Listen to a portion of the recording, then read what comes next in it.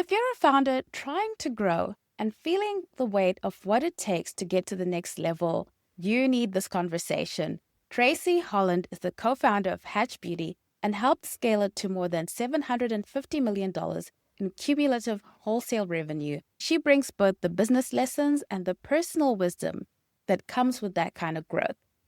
In this episode, we're going to unpack what really changes as you scale from $1 million to 10 million to 100 million, where founders get stuck, and how to build a bigger business without burning out, without breaking down, or without losing who you are along the way.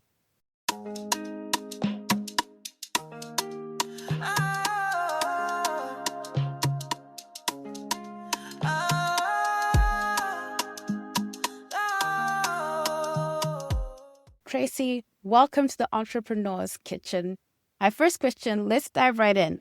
$750 million in cumulative wholesale revenue. Whoa, that just blew my brain.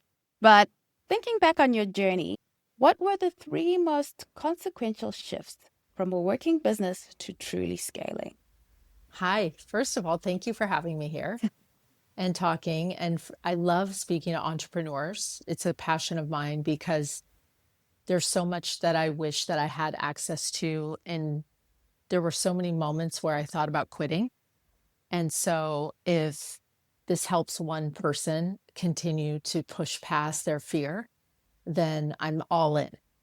I think the revenue number is not as important in this conversation as I think the three things that I would be thinking about if I were to be building and scaling a business that can cause you to derail quickly. And the first thing is really understanding your cash flow and knowing where your cash cycle lies and understanding how to manage that against what you will need in order to build the business. And frankly, ensuring that your timeliness on managing your cash reserves as it relates to growth happens, cash comes in, and then hiring happens. And most people do it the inverse, right? They hire and start to load their business up with a lot of expenses and overhead, and then run out of gas or fuel or financial resources before they have a chance to really scale. So thinking through, and I would say that the other thing that I've seen as a result of that is many founders putting a lot of debt on credit cards, especially women, or putting personal guarantees on their assets. And so thinking about your business has to be approached in two phases. One is what's bringing cash in the door immediately to just continue to satiate the need. And the second thing is where's the long-term strategy and where's the long-term growth coming from? And so how you build your business, at least for Hatch Beauty, was a mixture of private label, and that was just to bring cash in the door every single month. And then longer term, longer run brand building opportunities was a secondary resource. And that allowed us the cash we needed to continue to build resources, intellectual property, and cash reserves. And so that blending is probably knowing your financial profile, whether you're a service-based business or a products-based business. There's always this rub between sales and operations and execution on your team and how you have enough overhead to manage your business growth. And so I really counsel thinking about your quick cash in opportunities that keep the business afloat versus the longer term brand building opportunity or service business based opportunity. The second thing is team and knowing the culture of your business and making sure that you protect it fiercely, because team is everything, and making sure that you have, even if you can't afford bonuses, you can afford special gifts or sweet notes or things that make people feel appreciated. And continuing team is a really mission critical piece to the overall business growth and how you get from $1 million to 10 million or 10 million to 50 million, 50 to 100. It's definitely team. And the tool that I've used to select the best possible team members is a tool that I have no investment in or obligation to, but something that I utilize, which is called Culture Index. And it's probably the most effective scaling tool I've ever used to figure out who to hire and not waste time interviewing people who weren't right for the job. Because your cost of human capital and your turnover is very costly if they head out the door with all your intellectual property, and retraining them is a big investment. And then the third thing is mindset. So the third thing to get from 1 to 10 and 10 to 100 million in revenue or beyond is 100% how you think about your life, how you think about opportunity, how you lead, how you show up, and how your mindset works for you and for the business every day or works against you. And that's such an important piece of the puzzle. So cash, people, mindset. At what point did you decide to have the private label be the quick cash in? Because I'm thinking to founders who are trying to brand build, that's not the immediate first thought. We're sometimes so invested in trying to build a brand, and thinking of private label almost feels like the opposite direction of what we're trying to do. I'm interested in sort of the thought process that led to that. I fell upon it, to be candid. In year 2010, we were approached by Trader Joe's at that time for a product that we had developed, which was a hand sanitizer with lots of moisturizing ingredients in it, and it was naturally derived. And the formula was quite unique. And it just so happens that we were coming off of bird flu, or I think it was swine flu, one of the kind of global situations in the years prior. I think it was 2009, in which people were coming off of this kind of fear, 2008, 2009.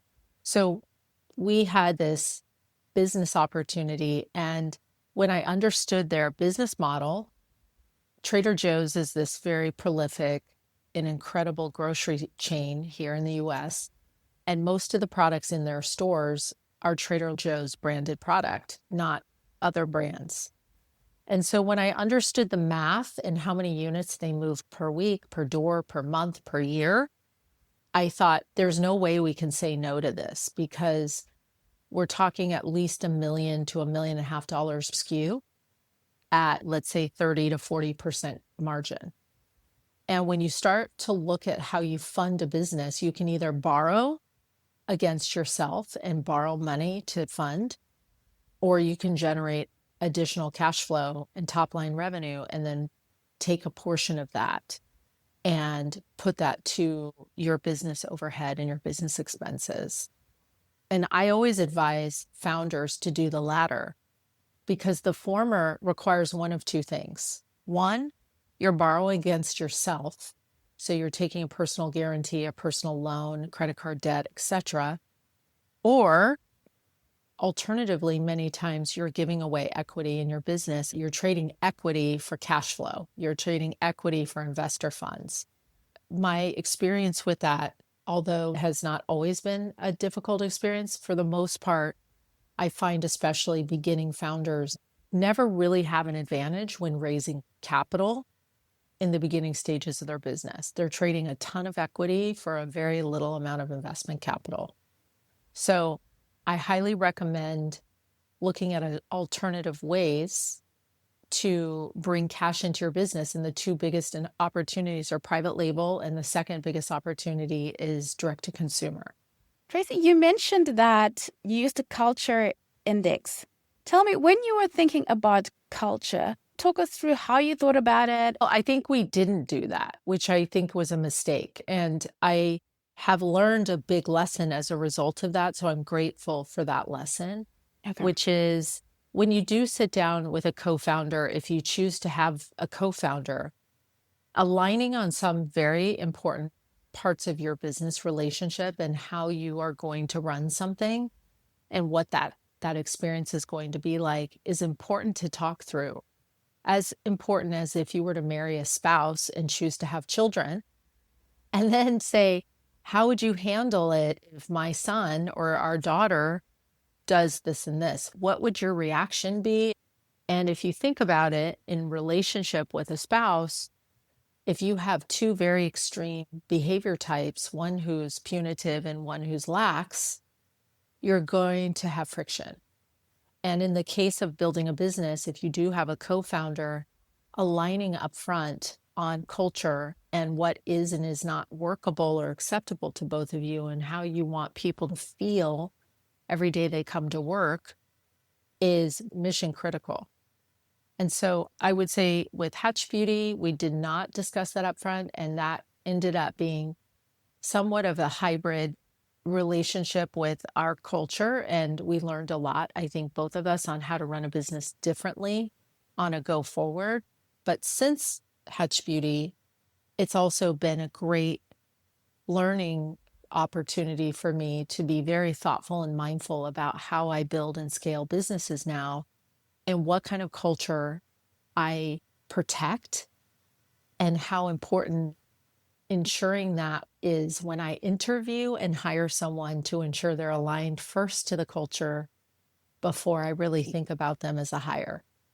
I wonder what's really important for you in terms of culture, because for first-time founders, you hear the word culture, but you don't really understand.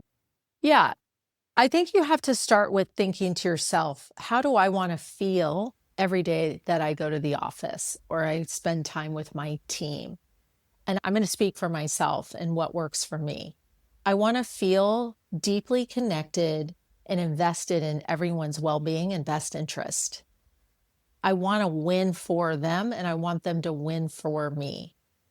And that includes me celebrating their birthday or a big milestone in their family with a child getting into a college, or it could be just sitting down and sharing a meal with them and looking forward to spending time getting to hear more about what's going on in their life. I genuinely want to have that kind of relationship with each person that I'm interfacing with. And then I also want to know that culturally they understand that we all put in 110% and we expect that of each other. And yet we give each other the assumptive benefit of the doubt if something goes wrong. So there's really no finger pointing. There's no calling people out and singling them out. It's really about where did we collectively drop the ball when we didn't get that done? And how could we be better next time? And so we always do group hindsights after a launch, for example. We'll do a launch and then we'll get the group together afterwards and pull it apart and say, how could we have done that better or different? What did we learn? And that brings people together so that there's no finger pointing, because as soon as there's this feeling of judgment and singling people out, they react in a way that makes them not part of a team. It makes people feel uncomfortable, like they're being singled out, and it doesn't create a sticky culture. So I think culture, even if you have two people in your office every day, that mojo between founder and key employees that are carrying a lot of water, especially when they're doing a couple of different jobs at the same time, is a really important dynamic to protect and to groom and to maintain and to invest in. Tracy, I realize that we don't even get into how all of this started. Now, I'd love to hear the story of how Hatch Beauty came to be, because I know there are a lot of aspiring founders. Sure. I mean, Hatch Beauty was for me. I've had a couple of additional businesses since then that are also accelerator businesses where I take talent and I wrap brand around them. And then we have a go-to-market. We've done that in hospital and medical channel. We've done that very robustly over the last 2 years on QVC with a brand called Love Who You Are. And just recently launched in a private community a brand called Plant Apothecary, which is a co-created community-based brand that we've developed with 3,000 women. And we've heard from them all the things that they're looking for, who are immune compromised and somewhere between 45 and 70 years of age. But Hatch Beauty really was the genesis for me. My idea was really, I saw a need in the market that retailers had at the time to find unique, innovative product and brands that stood out across the hall or across the street from their competitor. So CVS was very much looking for differentiation from Walgreens. Walmart was looking for differentiation from Target, and Amazon was eating everyone's lunch. And so everyone was like, how do we create some unique product and brand experience within our four walls that isn't on a national brand basis?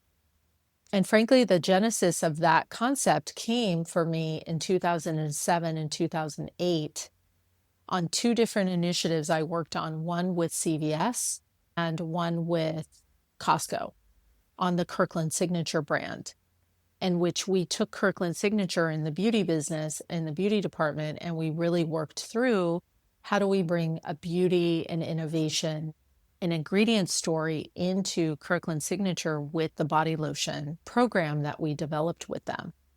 And so I knew at the time, before Hatch Beauty existed, I was very aware that there was this deep need in the market for retailers to have a resource to lean on that had innovation, product development, packaging, design, go-to-market strategy, and full turnkey services able to support the retailer's customer profile and margin analysis and retail pricing strategy, because every retailer has different pricing strategies, and really could customize a brand, but utilizing a well-known talent who could drive top of funnel awareness. Tracy, maybe you can just explain to us exactly what is Hatch Beauty? Because when I heard of the concept, I thought it was very interesting. Sure. Really, this concept came from the food industry. The food industry has been innovating unique product for retailers for a long time, where a retailer would bring in a special cheese or a special dairy product or a dessert, and it would be uniquely their kind of co-created opportunity. Trader Joe's is a great example of someone who innovates a lot around food. And when I knew at the time that retailers were looking for differentiation, what we had in the beginning of our business was an agency. So we were gun for hire. Retailers would come and hire us, and we would create a brand or a product suite for either retailers or for brands. And so we were hired to do creative, brand strategy, naming strategy, assortment strategy, and product development. And we morphed that core original business into a full service turnkey strategy team, an agency that would do all of the creative and brand and product, and then assign or bring in a talent partner in order to bring marketing and awareness to the launch and ongoing build of the business. And we also bought a manufacturing facility after a few years of being in business. And that manufacturing facility served as a filler manufacturer for us for probably 1/3 of our volume. And it was very helpful to have a manufacturing facility because it gave us cost transparency on the cost of goods, on the cost of formulation, and the ways in which we could develop product and finished goods. People often say that the first million, in this case, you're moving from agency, but I'm thinking of, in general, in your journey, people often say the first million is the hardest. Again, going back to my 3 things when you start a business to know better than anything else between your cash and your profitability and your cash flow and people and then mindset. The agency was a cash flow machine for us because we're a services-based business. So what the agency allowed for us to do is charge a monthly retainer and then project-based fees to brands and to companies who would pay us on these retainers. And those retainers is what cash flowed us to launch our business in the product side. So that was just another way of thinking about how do I cash flow, what became $1 million. We were doing about $2.5 million in agency fees every year. So our business grew rapidly. We knew a lot of brands that needed agency services. So some brands could only afford us for 20 grand, and we would do a brand deck for them or something. And other folks needed a full total reboot and a product overhaul, and we would do a full brand, or we would conceive of a new brand. And all of those opportunities gave us agency income, which cash flowed us to grow our product side of our business. Sometimes we don't even think about cash flow in that way. I think founders will really benefit from thinking about things in that way. The other thing that people talk about, Tracy, is they talk about the importance of a vision. And I wonder, early on, that was the vision with Hatch Beauty? Yes, I think there's 3 elements to a successful business, and you need to know as a leader and a founder what your strength is. And you don't have to be strong in all 3, but you need to have at least 2 of the 3. One is reach. So influence and reach. Who are you going to sell to, and do you have reach and influence? So do you have reach and influence to your retailers? Do you have reach and influence on your Instagram handle? Do you have reach and influence on TikTok or on QVC or one of those things? So reach is one. The second one is the infrastructure itself. As an operator, someone has to be an excellent operator, someone who has just an intrinsic skill on building and scaling and knowing the parts and pieces. And I think of these people, I call them architects. I also call them integrators, which is a term that I borrowed from Culture Index and EOS, which are 2 operating systems for entrepreneurs. So architects and integrators are the middle of the 3 legs on the stool, and it's a mission critical part of the 3 legs on the stool. Because if you think about it, if a stool only has 2 legs, it doesn't stand, right? You have to have at minimum 3 legs for a stool to stand. And so when you think about the 3 legs on the stool, the first one is reach. The second one is infrastructure, or being that operator, integrator person. And the third one, which I think is actually the most important of the 3 when you're starting, is vision. And the vision is a clear roadmap in your mind of exactly who you're selling to, what you're selling, why it's different, and being deeply passionate, almost cult-like passionate about why what you're doing is better or different than anyone else, and how you are offering something that's unique. And that vision, whether it's your vision for your personal brand or your vision for how you're going to build and scale your consumer brand or your digital brand, if you don't have a vision for who you'll be in 3 years, you need to stop and go back to the drawing board and get clear. Because it's the fastest way to burn cash and run out of money, or it's the fastest way to lose momentum, is if you're down the path, and this happens all the time. Please hear this. If anyone's doing this, stop. If you have a vision and you're tracking on your vision, small pivots are okay, especially if you need to do little things and tweaks in order to help sustain cash flow.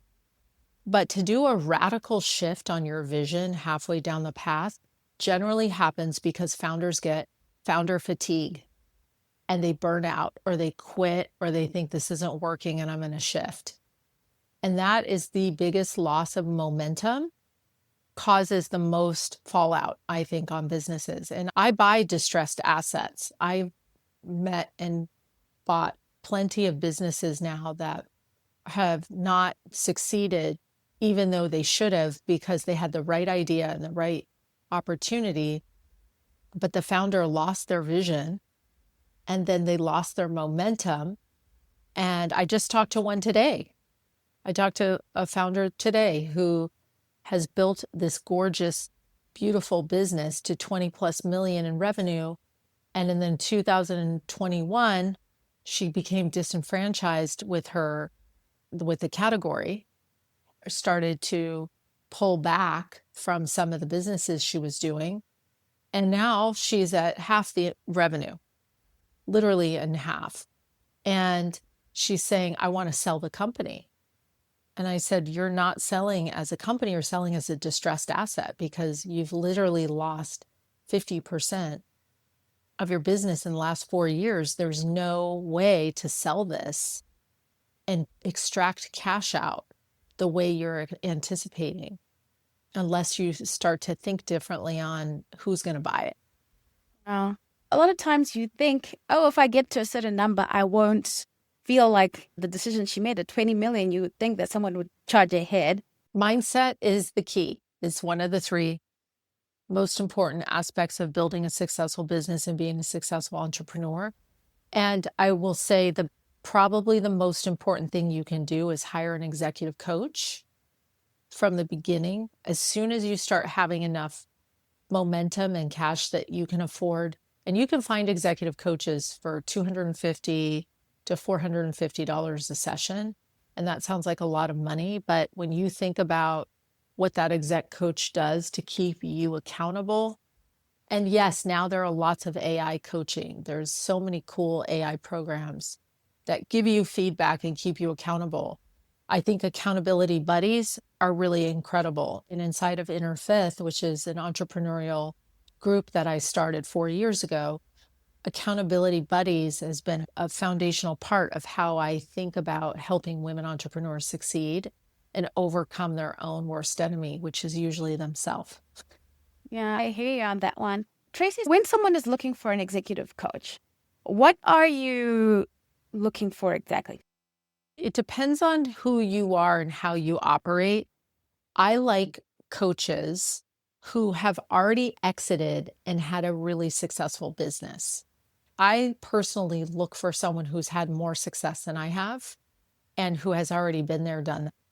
I have 2 coaches, and both of them have exited both of their businesses, and one of them has exited his business so successfully that 3 years later, he ended up buying his business back for 10% of what he was paid for it because the people who bought it ran it into the ground.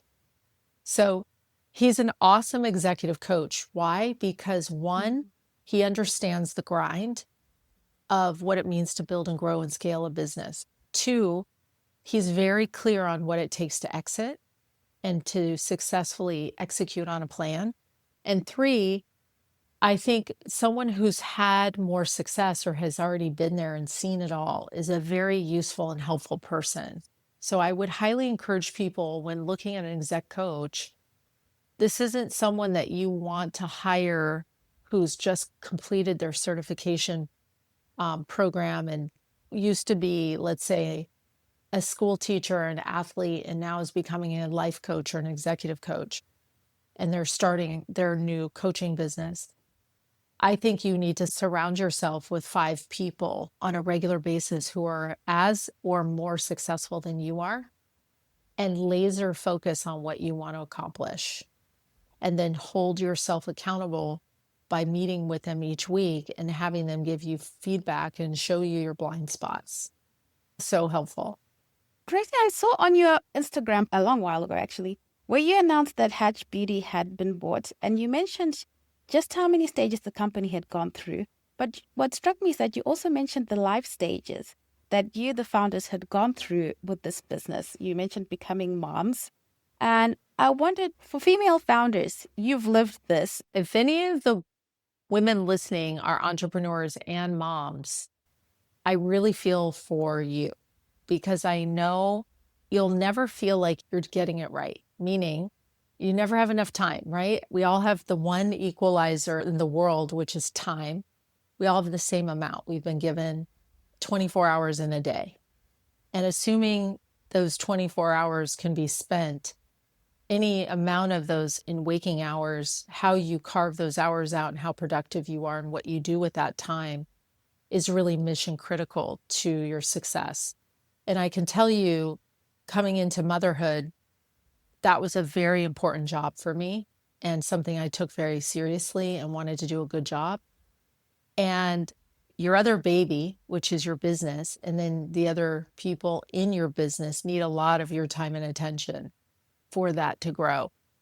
And so I think, what I encourage entrepreneurs to think about, especially women who are not yet founders and who are coming to me saying, hey, I'm thinking about starting my own business, and I also want to have kids. And I say to them, timing is really important to think about. your attention to both at the same time is extremely arduous. And my recommendation to you is that you choose one and then the other. They don't have to happen at the same time. If you have an established business and you're in year 4, 5, 6 of a regularly growing, cash flowing business that you're scaling, having a child is awesome. And you can do both at the same time. You can usually step out, replace yourself, and be thoughtful about where you spend your time. But there are a lot of women that I see putting themselves in a situation where they think they can do both at the exact same time, start a business or be in year 1 of a new business and have a child. And unless you have a very supportive household, or you have aging parents or aunts and uncles who can help you, it's an incredibly difficult thing to do well and feel good about it. Because ultimately, all this is done, everything we're doing, Priscilla, is for joy. If we're not doing it for joy, if we're not having fun along the way, it's definitely not something we should be doing. Yeah. Not everything's fun. And I'm not suggesting that. But what I am saying is the life path you choose, where you spend your time, what you choose to build should feel joyful and should be something you wake up in the morning and say, I cannot wait to do this. This is so fun. And same with having kiddos. And so you're taking on 2 really important roles, and it's a lot to do at the same time. Yeah. It's good that you spoke to trying to do one and not both at the same time, not starting a business and starting a family at the same time. I wonder, because you also speak to female founders a lot, Tracy, what are the hurdles that you've noticed, trends or patterns, things that you see common among female founders? What I would say is make sure you've chosen, and I would love you to listen to mine, but make sure you've chosen a podcast that gives you a daily dose of mindset and an inspiration. Because how you approach your day, having a morning practice, for me, I have a morning practice of prayer. I have a morning practice of journaling. I have a morning practice of listening to a podcast.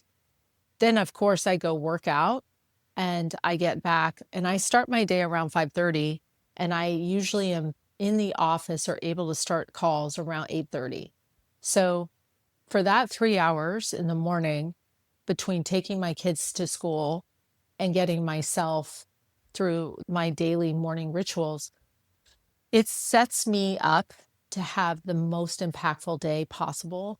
And I see many women entrepreneurs burning themselves out before they get started, to stop halfway through their journey because they haven't nurtured themselves enough to keep going.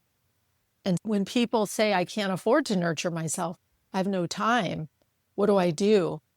The 3 things that I found that have the biggest impact on my mindset and on my day and how I perform is those 3 daily rituals, where I wake up and I do my prayers or my dedication. Some people do gratitude or affirmations.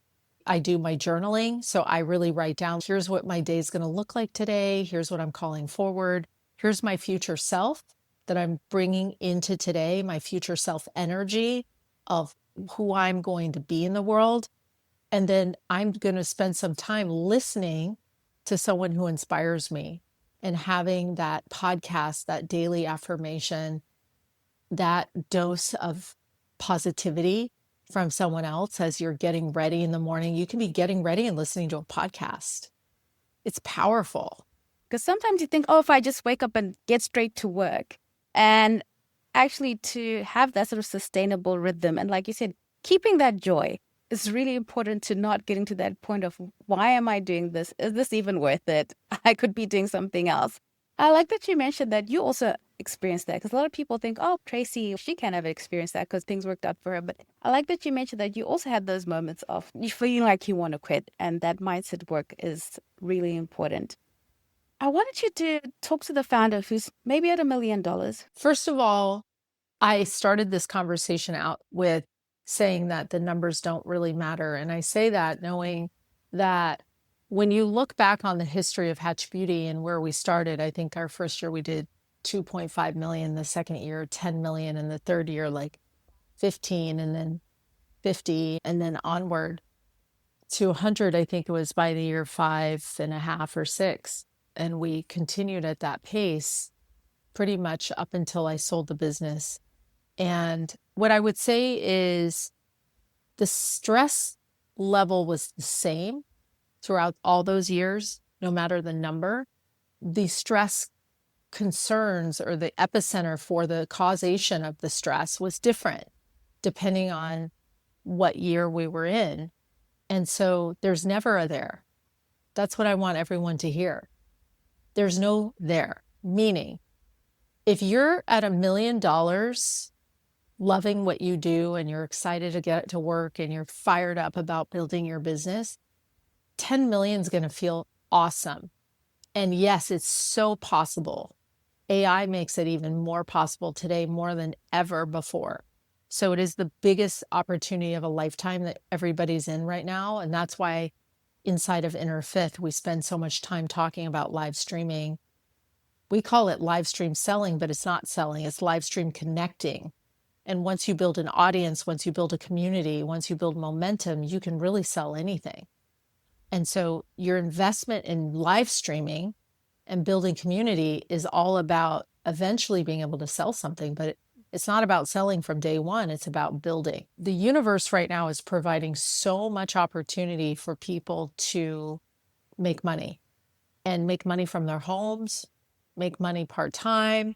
It's like the sky's the limit, but you have to be disciplined on where you're spending your time and ensure that you're thoughtful about being focused on your vision. And so I would say to the founder who's looking at $1 million, if she hates what she's doing at $1 million, who cares if she has 10 million? She's going to still hate it because the stresses are the same, even though the root of the cause of the problem may be different. Now, you mentioned AI both in terms of as a way to work through your mindset. You mentioned nowadays there's a way that you can be coached through AI. And you're also talking about AI is the opportunity for businesses right now. Now, most founders are looking at AI and are not quite sure. Yeah.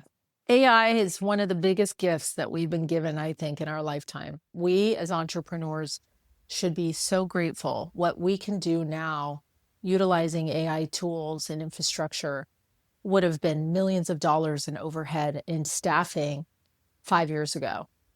And so when I look at what we have integrated, even inside of our own business intelligence processes, we've been using AI inside of our Goodwill Brands business since 2021. And our tools have just gotten bigger and more expanded. But our tech team and our head of our IT, our CIO, he comes from AI. From 2017, he started coding and being really deeply embedded in AI. So it's a big part of who we are and how we think. We're always looking for processes that we can take out of the process of building something and put it into an AI process. And I would say to other founders, it is something that is mission critical for you to explore, study, and understand on every level how to utilize AI for your business in every area of your business. And I'm right now a huge fan of Claude. That's probably my number one resource. I don't know how people don't use it or how they live without it because it's that important to me. But we use many AI tools across the board for marketing, for CRM, for retention, for copy, for legal, for strategy, for assortment, for pricing. All of what we do, we utilize that. Yeah, it's just the gift of our time, definitely, Tracy. You mentioned live streaming. That's one vehicle. So TikTok is one vehicle. Whatnot's a vehicle. Instagram and Facebook is another vehicle. QVC is another vehicle, HSN. Mm-hmm. In China, I just got back from China where I was there for 10 days studying the live streaming business and industry. They're using RedNote and they're using Alipay. All of these different tools are allowing us to have deep connection with our customers and can create community and connection. And that community and connection is allowing us to then gain connection with people to sell things to them. But I don't like this idea of people saying, oh, it's live stream selling. It happens to be live stream selling as you groom and cultivate your relationship with your user and your viewer. But frankly, without connection and trust first, it's really hard to sell someone something, right? And that's why I love live streaming, because whether you're a service-based business or you're a products-based business, having regular, just like if you were going to go watch a television show and you know that your favorite show is on TV at 9 o'clock at night on a Friday, or it's on at 8 a.m. on a Saturday morning, you tune in knowing, okay, I can watch it later, but what if it's a football game? What if it's a live football game? Is it as fun to watch a rerun of a live game 2 days later when you already know everybody knows the score? No. Everybody wants to watch the live game. Why? Because they want to be part of the community connection. They want to be part of the mojo, the energy, the excitement. The same thing applies to live streaming. When you start showing up on a regularly scheduled time, on a regular basis, and you show up and you present to your community and you speak to them and you connect with them and you hear them out and you talk together and you guys all share information or feedback, that connects people to you, and they'll come back every single day at the same time, same place, and want to hear more. And that is where you start to build an opportunity to live stream, sell. That distinction is important because I think a lot of people have tried, or at least put their foot in a little bit in going live and felt like, oh, this doesn't work. But I think that distinction that you made, it's not about the selling. You earn the right to sell, but it's about building that trust, that connection. I think the future is huge, and understanding your customer, having customer connection, and live streaming and AI, digital marketing and tools. I think all of those things are mission critical to your success. If you're not spending an hour a day or listening to a podcast to better understand what's available to you, you're missing the boat because things are moving too quickly. You can't possibly know everything, but you need to start being in rooms and around founders who are utilizing these tools in order to build their success, because it's mission critical. It's like the best part of what we have in 2026. And so utilize these tools and create wealth for yourself. It's at your fingertips right now because it's so new. Did you know only 10% of the US population right now is utilizing AI in any meaningful way? 10%, which is incredible to me when you think about, right? The landscape is going to be vast. It's a great opportunity to learn now and not just decide AI is bad or AI is evil or AI doesn't work, or it is so important to building out your business plan. That's so important, Tracy, being part of a community. Things are moving too fast for one person to try and keep up with what's happening. But being plugged into a community of people that either has those people or has access to people who are bringing them what they need to know, because it's such a vast space right now. We've talked about how to get to $1 million, the cash flow. We've talked about sticking to the vision to get to the 10. And now when people think about 100 million, you mentioned that the stress is the same. The source of the stress might be different. But when we talk about 100 million, I would say that every single business has the same structure or rules, which is generally 60 to 70% of your revenue is coming from a handful of your top 5 to 10 clients, or your top 5 or 10 biggest retailers. So when you start to think about how do you get there, it's the multiplier effect is landing one big retailer or one big client and then utilizing that retailer or that client to get the next one, and then to get the next one, and to get the next one. And I can give you a million different examples of different businesses that I advise. And I have one business that I advise who has a very famous client roster. And that famous client roster wasn't as big and robust when they were in the beginning stages because they only had one famous person on the roster, right? But that one famous person got them the next one and the next one and the next one. And the same theory applies to retail and to building out your revenue base, is thinking about, if you take a look right now at your business and you pull out your revenue and then you pull out your top 10 biggest clients that attribute to that revenue number, I want you to look at who is it that's contributing the most to that revenue and take those out of the mix and take a really solid look at, how do you nurture those relationships? How do you keep those intact? How do you support those nurtured relationships? And then who do you have assigned to those big business deals, so that you make sure that whoever's managing those accounts or managing that business is giving the biggest amount of TLC possible. And then thinking about, how do you mimic that? And how do you leverage that in many ways, going to my current clients and saying, can I have a testimonial? May I have a testimonial video from you? May I have some referral from you so that I can use this referral in my press release or in my marketing materials or on my website? Is so valuable, because that's what's going to win you more business. And so when people say, how do you get to 10 million? You have to go back and pull out your revenue, look at your top 10 clients, pull those out and take a look at how you're managing those relationships, and then mimic and scale it.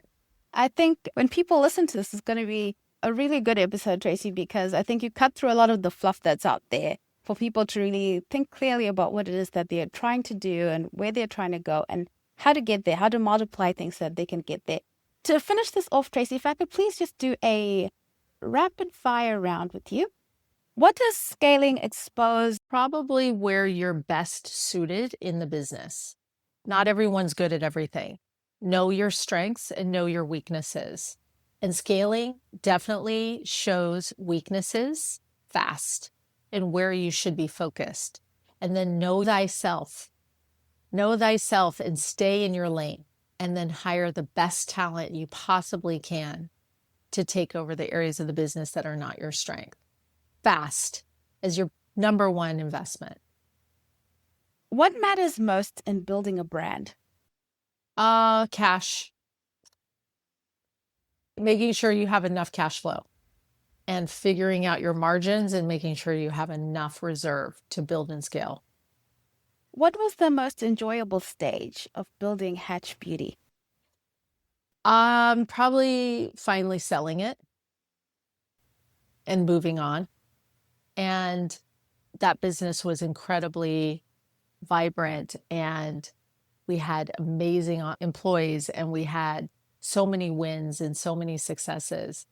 But it was a very challenging structure and a very challenging operating agreement. And so I think the finally transitioning that over to a new buyer and a new company allowed it to do its next generation of growth and success.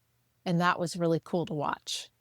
What's one belief you had at 10 million that you had to let go, or a new belief that you needed to get to 100 million? Great question. This is very key.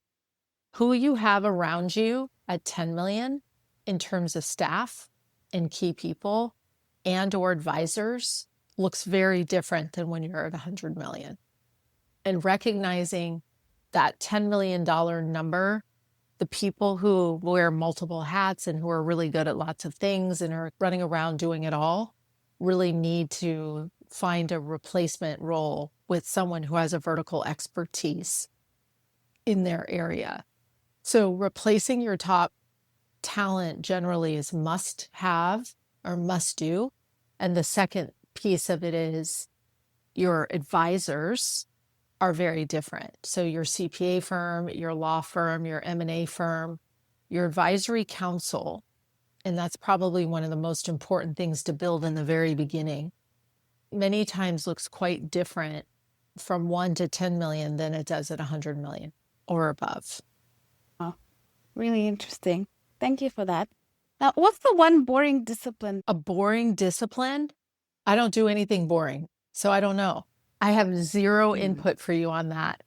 If it's boring and I have to do it, I'm going to hire someone to replace me to do it. Because if it's boring and I have to do it repetitively on a day in, day out basis, I am not serving the company and I should be replaced. Ah, thank you for that. That's interesting because people say, gotta get you to doing the boring stuff if you're going to be successful. And of course, nobody likes to do anything that's boring. So I'm glad you said that, Tracy. What did this level of success change in your life? It's changed how I date. So thinking about dating and meeting a partner and what you share, what you don't share, how much you share, when you share, that comes into play, as you can imagine. And I would say being thoughtful about how much I share and with whom I share, staying focused on just keeping my vision to myself and ensuring that I'm executing on it, holding myself accountable before I go out and share those things. I'm also probably more thoughtful about that because when you are building a business, you're going to fail. Everyone does. And you may have to do it a couple times before you get back up, but eventually you'll be successful. And then once you're successful, everybody thinks you had an overnight success. And the funny thing is, like, it's never that way. It's always years and years of trying and failing and trying and doing it differently.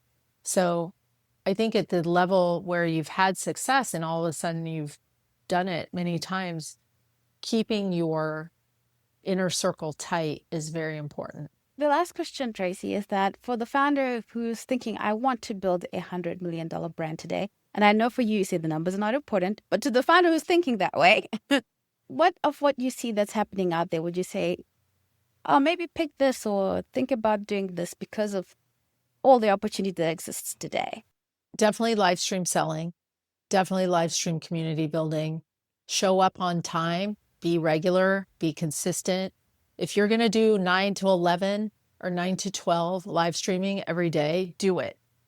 Don't say, I'm not going to do it because I only have 20 people on today, or I only have 30 people, or I only have 40 people. No, you're going to show up and be consistent because that consistency is what is going to bring you the flywheel.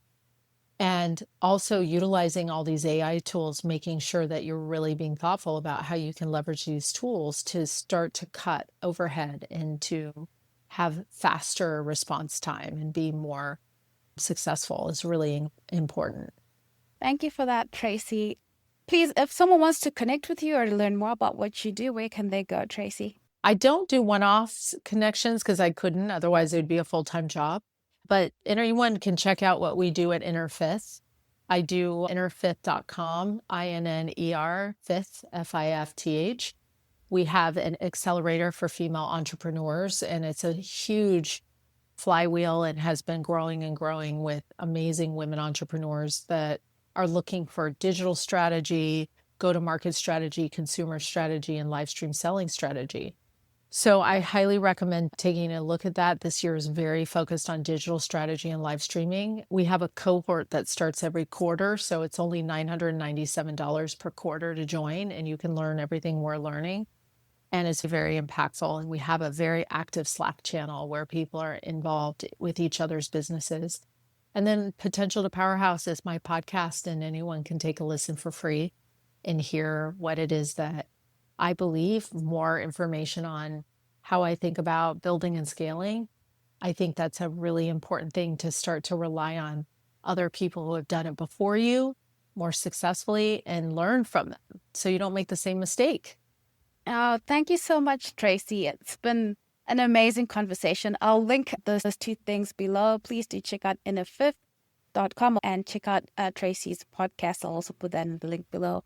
It's been a pleasure. I hope you will come back and talk to us again. Thank you. I appreciate you. Have a good week. Bye-bye.